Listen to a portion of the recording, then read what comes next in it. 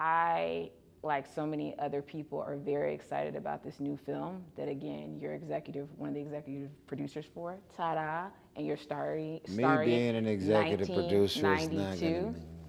And I would love for anyone out there that has not seen a preview yet of the film, can you please give us a brief synopsis of it and the character that you play?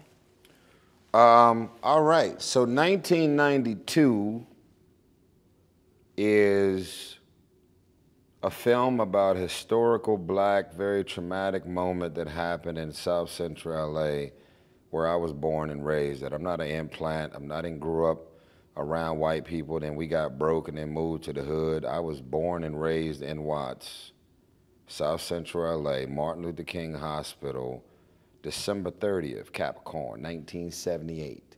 Dr. King was a Capricorn. My city, Watts, which is right next to Compton. Martin Luther King Hospital, I was born. If you make a left, you're in Compton. You make a right, you're in Watts. And imagine in the year 1965, Watts was known for the Watts riots, the Watts Rebellion. Same thing, police brutality, excessive force, murder, just disposing of us like we don't fucking matter. And that's what I was born into. Fast forward, the city of Watts was only known for the Watts riots before me. Before I did my Coke commercial, before I got on, no one was talking about Watts. It just kind of happened. So now as I'm living in Watts, hearing about the Watts riots my whole life, all of a sudden, Rodney King gets beat. They killed him, brought him back to life, killed him. They whooped this man's ass for so long, they were literally taking breaks to catch their breath. And this was before camera phones. I know some of y'all youngsters don't even understand that no one had a camera on their cell phone in '92. There was no body cams, there was no cameras on police cars, there was no cameras on any street corners, there was no Ring cameras. None of this stuff existed. So as you could imagine, the level of murder, rape, abuse of power, planting drugs, guns, fucking people up, hanging people from trees, it happened, but it wasn't documented. So these police officers, just another day, started beating the shit out of Rodney King, and somebody randomly rolled out of bed with a big ass camera on their shoulder and decided to get footage of something that we now look at every day online. And sadly, that footage with that big old huge VHS video camera on their shoulder, what is going on? It hasn't stopped. That wasn't no video camera. George Floyd, Breonna Taylor, Eric Garner, Trayvon Martin, and all of the other people that we don't know anything about it because it never made the headline, it never went viral. That black woman was just in the kitchen with a pot of hot water and just got shot in the head 10 times. If that body cam wasn't on that police officer, they would have definitely fixed that paperwork that had us thinking that she threw some hot water at them and that's why they killed her out of self-defense. We are living in a world right now where irregardless of what you could film, what you can document, and what you record, racists are still out here doing evil. And they're all trying to win the popularity contest at this point from doing even more evil. This is why mass killings are still happening. This is why there's been a spike in anti-Semitism. This is why it's been a spike in Muslims that are in synagogues and mosques praying and getting shot up and killed in the middle of prayer. This is why someone has decided to be gay, lesbian, transgender, and just getting shot and killed because of a choice that they made and the lifestyle that they want to live. This is why growing up and living in this black skin every day has never, ever been easy. And so you ask why I did the movie 1992? Because I wanted to shed light on something that I lived, that I know all too well, that I also experienced in real time in Watts, in South Central LA.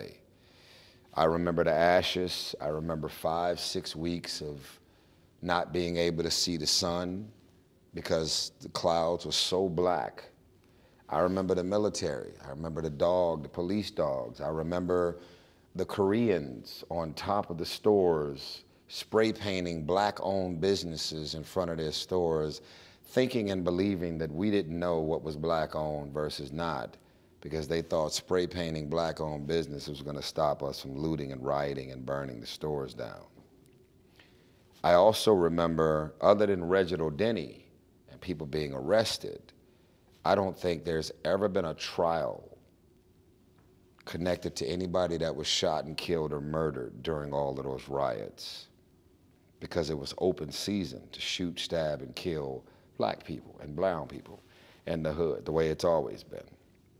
People got arrested, but they never did a trial and dealt with any repercussions of whatever they did in '92. So as much as the film touches on the rioting, the looting, the Rodney King verdict, when you watch the movie, that's probably 10% of the movie. Ray Liotta, rest in peace, another trauma, is the father of Scott Eastwood in the film, the father of another guy named Dylan and his goons, and they decided while the whole city of LA is burning down, why don't we go break into an Amazon warehouse and go steal $50 million in platinum bars? So the film is actually a heist. The film is actually a thriller. The film will actually have you on the edge of your seat wondering what's about to happen next. But the crazy thing is, this is also the most diverse film in the history of South Central LA movies.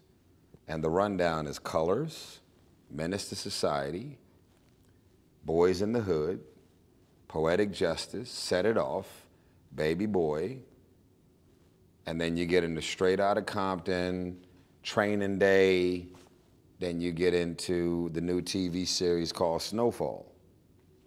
And whenever you see white people in these films, there are always white people doing evil towards black and brown culture. But this film has literally the balance between all of this diversity, and it's because Ray Liotta and his crew does a full-on heist while LA is distracted from being burned down. And that's why I said yes to the movie.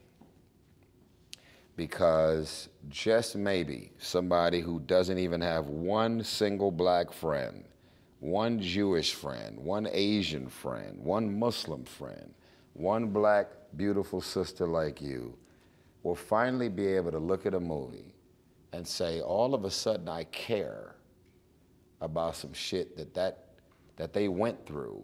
I'm not from there, I don't have any black friends, I didn't grow up in that environment, but oh my God, that was fucked up. You should not have to say, I'm Jewish and we experienced the Holocaust in order for you to care about the Holocaust. You shouldn't have to say, oh man, it's sad to see that you went through slavery. Your people.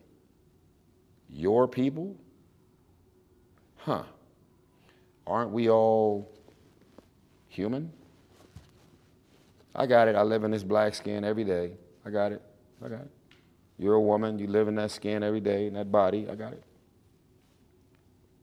But I think for me at this point, everything that I do is just to heighten awareness and to speak to the sensitivities in and around life and culture and things that people are experiencing that may be beyond your tax bracket, your neighborhood, your community, your environment, your sexual preference. And that's why I'm very proud that 1992 is here and that is dropping on Labor Day weekend. And I'm also very proud of this album that I've been pushed into because of what I've been dealing with on the personal front with my divorce and me finding love again.